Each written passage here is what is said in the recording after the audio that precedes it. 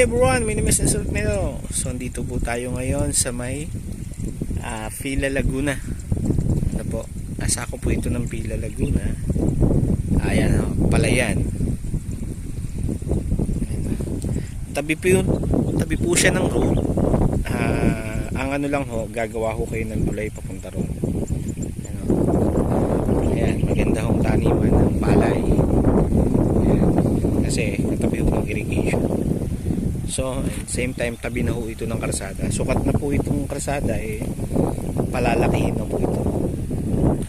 Sa ngayon ho, ang karsada po 3 metro lang ho. No? Medyo alanganin po sa dalawang sasakyan. So itong property na to ay ino-offer po natin. Yan po ay 4,796 square meter po. Yan. So 6 na pitak po yan. Yan. Yang medyo may hinog na napalay na yan. Hanggang doon. Tapos ito naman ho, palabas po yan ng highway. Kung dito po kayo manggagaling, punta po ng highway, siguro more or less po mga 2 minutes po drive papunta po doon. Highway na po yan dyan. Ayan.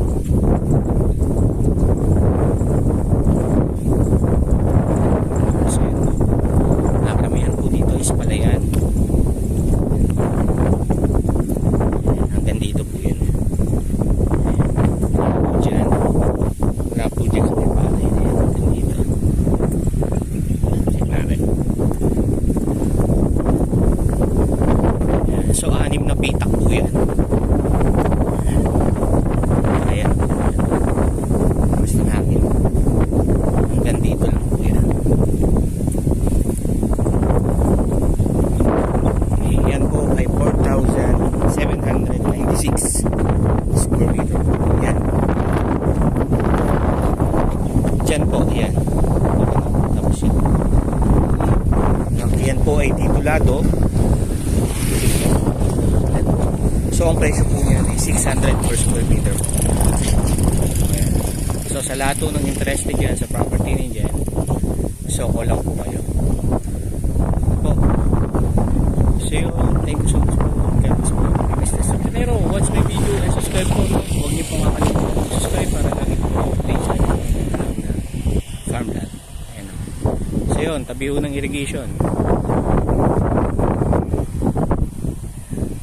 So thank you so much for watching.